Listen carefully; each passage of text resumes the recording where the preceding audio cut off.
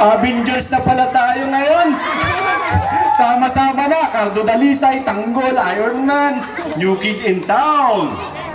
Kagawad, Buling. Batang-bata, ang susunod na magiging kagawad ng Barangay Singkamas. Kagawad! LA Imperial! Masayaw na yan.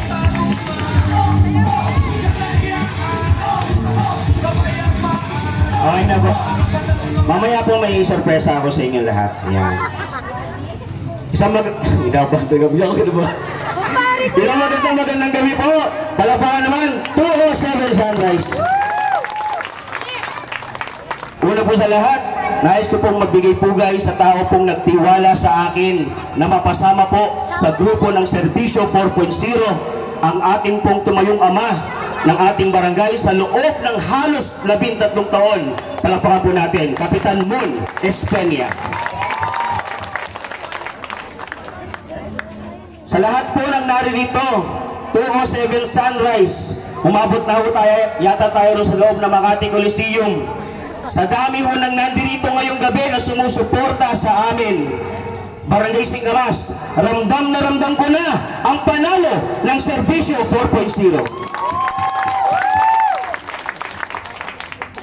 Ngayong gabi pong ito, hindi na ako halos naipakilala, pero bigyan niyo po ako ng pagkakataon na may lahat yung akin pong mga layunin, magpakilala po ng gusto po sa inyong lahat. Ako po si LA Imperial, sa loob po 3848F Nazario, kabarangay po ninyo, kaisa po ninyo. At minsan nyo na pong pinagkatiwalaan ang aming pamilya na maglingkod dito po sa Barangay Singkamas. Una na ho, yung akin pong lola sa tuhod, hindi ko lang may umabot na huron, no? Akin pong lola si Guillermo Imperial na siya din pong naging kagawad noong panahon ni Kapitan Bascon at siya rin pong presidente ng Nazarian Club sa ating barangay. Sumunod ho sa kanya yung akin pong lolo na si June Imperial na siya naman pong humawak ng Committee on Peace and Order sa ating barangay. At ang pinakahuli ho, matagal na panahon na rin po yung akin pong pinsan na si Camille Imperial na naging chairperson po, SK chairperson po ng Barangay Singkamas. So nagmula po ako sa lahi po ng mga serbisyo publiko na minsan yun na pong minahal at tinangkilik po dito sa Barangay Singkamas. At ngayong gabi, mga kabarangay, ay uusbong ang isang panibagong henerasyon ng Imperial na handa pong maglingkod, manindigan ng tapat para po sa inyong lahat. Alam niyo po, ito pong 207 Sunrise, ito po unang beses ko lamang mababanggit matapos po yung halos 3 araw dahil ito pong lugar na to ay napaka-espesyal po sa akin. Marami pong magpapatunay na nung panahon po nung ako'y kabataan, nung ako po'y musmus pa lamang, 207 Sunrise po ang minsan kong naging tahanan. Di ba ho? At pakitaas mo yung mga kamay ng mga nanay-nanay ko dyan. Ayan. Alam niyo ho ba, dito ho, noon, kailan Nanay Sising Kalehesan, dyan ho ako nakikitulog. Dyan ho ako tumatambay. Yan ho ako natutong maggitara. At bukod ho dyan, sa 25 taon ko po na naging lingkod din po sa atin pong parokya sa Our Lady of La Paz. Yung mga naging miyembro ko po ng Children's Choir, dalawa ho yan, taga Eureka at taga 207 Sunrise. Palakpakan niyo po yan. Kaya noon pa lamang po, alam ko na po yung kakayanan, alam ko na po yung kapasidad ng mga taga Barangay Singkamas.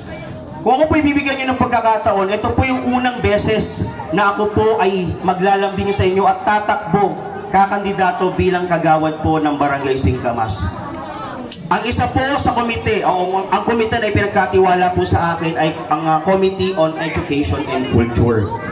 Ako po sa matagal na panahon ay naging naghawak na po ng iba't ibang mga kabataan at yung akin pong kaalaman at kaalaman ay nais ko pong maibahagi at magamit po dito po sa ating barangay. Hindi naman po ako papasok sa isang bagay na hindi ko pinag-isipan o kaya wala po akong maiaambag.